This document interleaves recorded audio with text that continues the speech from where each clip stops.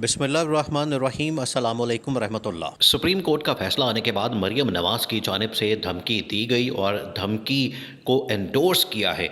मरीम नवाज़ ने जो 3 जजेस ने फैसला दिया है, उन 3 जजेस के खिलाफ रेफरेंस दायर करने का कहा गया और इसी धमकी को एंडोर्स किया बाद में नवाज़ शरीफ ने। नवाज़ शरीफ ने लंदन से प्रेस कॉन्फ्रेंस की। लंदन से जो प्रेस कॉन्फ्रेंस की गई, उस प्रेस कॉन्फ्रेंस में कहा कि किस तरीके से जजेस वन मैन शो चला सकते हैं और जजेस ये काम कर सकते हैं। तो नवाज़ शरीफ ने भी जजेस के ऊपर हमला कर दिया और नवाज़ शरीफ ने इस बात का ऐलान किया कि हर सूरत में इन 3 जजेस के खिलाफ रेफरेंस दायर किया जाए सुप्रीम जुडिशल काउंसिल में। देखें, अब आपने इस मामले को समझना है कि मामला आखिर जा कर आया है। सुप्रीम कोर्ट की जानिब से फैसला आया है, इलेक्शन कमीशन को पाबंद किया गया, हुकूमत को पाबंद किया गया कि आपने इलेक्शन करवाने हैं और किसी किस्म की रुकावट पैदा नहीं करनी। उसके बाद इन्होंने महाज खोला है।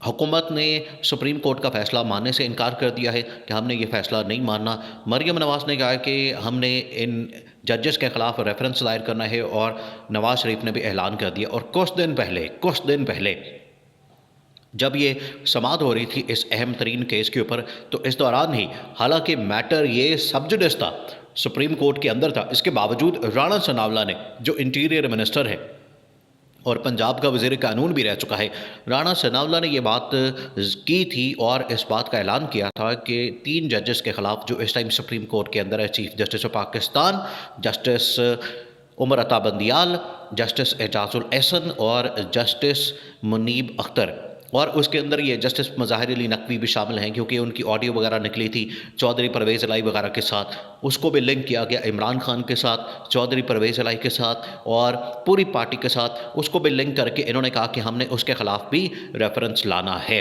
तो अब रेफरेंस लाने का बाकायदा फ़ैसला हो गया है। देखिए, अब ये लड़ाई बड़ी ख़तरनाक हो गई है क्योंकि इसके अंदर हुकूमत और अदलिया एक दूसरे के आमने सामने आ गए हैं। और आप मामला देखें कि हुकूमत इस टाइम करना क्या चाह रही है। हुकूमत इस टाइम असल में ऑपोजिशन बनना चाह रही है कि हमें हमें एक ऑपोजिशन का स्टेटस मिल जाए।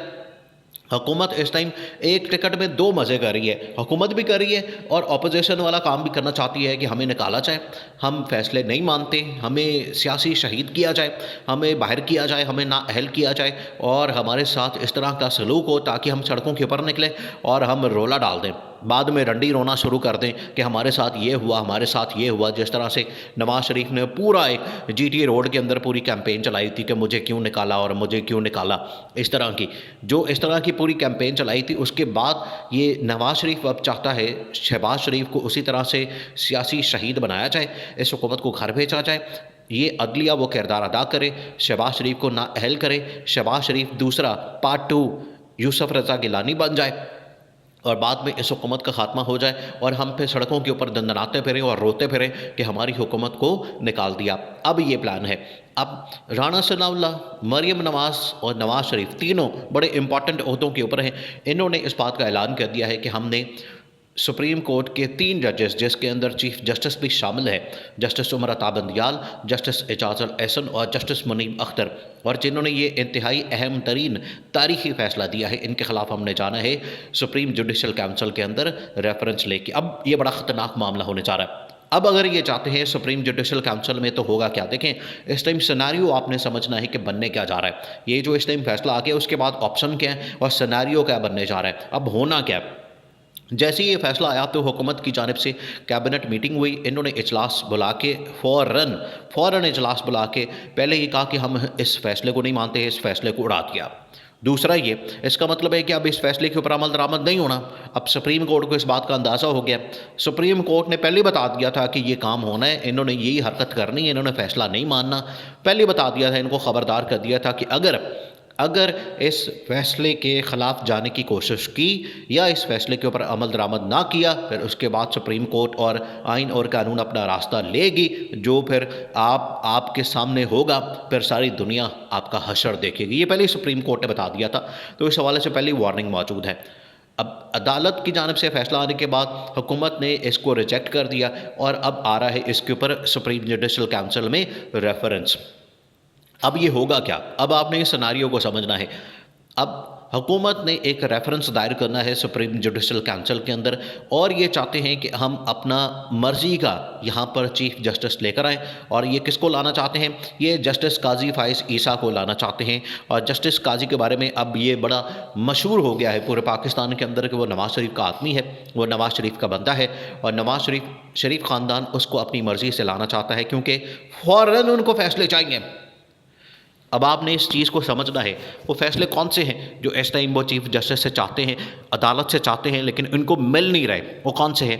उसके अंदर ये जो पैकेज डील इस टाइम बनी हुई है, रुकी हुई है नवाज़ शरीफ के ख़िलाफ़, वो चाहते हैं कि नवाज़ शरीफ के ख़िलाफ़ जो डील रुकी हुई है जिसके अंदर नवाज़ शरीफ की डिस्क्वालिफिकेशन ख़त्म करना, नवाज़ शरीफ को अहल करना और नवाज़ शरीफ के केसेस ख़त्म करना, शहबाज शरीफ के केसेस ख़त्म करना और पूरा एक NRO देना, ना सिर्फ पीपल्स पार्टी को बल्कि शरीफ ख़ानदान को, जरदारी ख़ानदान को, सबके केसेस माफ़ करके और इनको क्लीन चिट देना। वो असल में ये चाहते हैं अपने चीफ जस्टिस से अपनी मर्ज़ी का बंदा ला के।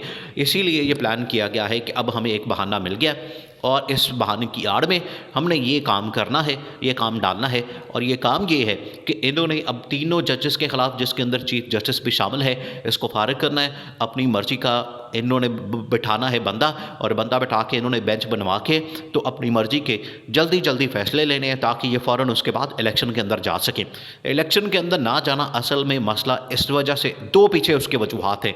एक तो ये कि इमरान खान इस टाइम पाकिस्तान के अंदर सबसे पॉपुलर लीडर है। इनको ये डर है कि अगर हम इस वक्त इलेक्शन के अंदर चले गए तो हमारी तो सियासी मौत हो जानी है। दूसरा ये इनको अंदाज़ा है कि अगर नवाज़ शरीफ डिस्क्वालीफाई रहता है, नवाज़ शरीफ की डिस्क्वालिफिकेशन ख़त्म नहीं होती तो उतनी देर तक हमने इलेक्शन के अंदर नहीं जाना। इसी वजह से पिछले 1-2 महीने से, पिछले 1 साल से इन्होंने ये कैंपेन की है कि हमें तराजू का जो पलड़ा है वो बराबर चाहिए। भैया कैसे बराबर हो सकता है? आपके जो करतूत है, आपके जो कारनामे, आपकी जो हरकतें, आपकी जो करप्शन, मनी लॉन्ड्रिंग, आपका लूटमार और ये तमाम चीज़ें, वो उनका हिसाब, इनका एहतसाब, उनकी अकाउंटेबिलिटी होनी है। वो उनका एहतसाब हुए बग़ैर तो छोड़ा नहीं जा सकता। अब इमरान खान ने एक इंटरव्यू दिया। इमरान खान से इंटरव्यू लेते हुए ये सवाल किया गया कि वापस आके आप हुकूमत में इनका एहतसाब करेंगे? इमरान खान ने कहा कि मैंने चोरों डाकुओं को छोड़ना ही नहीं, मैंने रूल ऑफ लॉ कायम करना है, मैंने हर हाल में इनका एहतसाब करना है। अब ये इसी से भागते हैं। अब ये जो सुप्रीम जुडिशल काउंसिल के अंदर रेफरेंस ला रहे हैं, अब चीफ जस्टिस ने भी वहाँ पर इस हुकूमत की धज्जियाँ उड़ानी है। और जिसने भी ये कदम उठाने की कोशिश की, जिसने भी, एक तो पहले उन्होंने वार्निंग दे दी है कि मैंने सबको उड़ाना है, उसके बाद मैंने नाअहलियाँ करनी है और इस हुकूमत को घर भेजना, सबकी गिरफ्तारियाँ करवानी है। ये सुप्रीम कोर्ट से जो लड़ाई लेने जा रही हैं, उसके बाद ये सिनेरियो पैदा होना है, ये सूरत हाल पैदा होनी है। सब ने अंदर जाना है, सब ने जेलों में जाना है और जेल अब इनका ठिकाना है। अब इनको जेल जाने से कोई भी ताकत नहीं बचा सकती।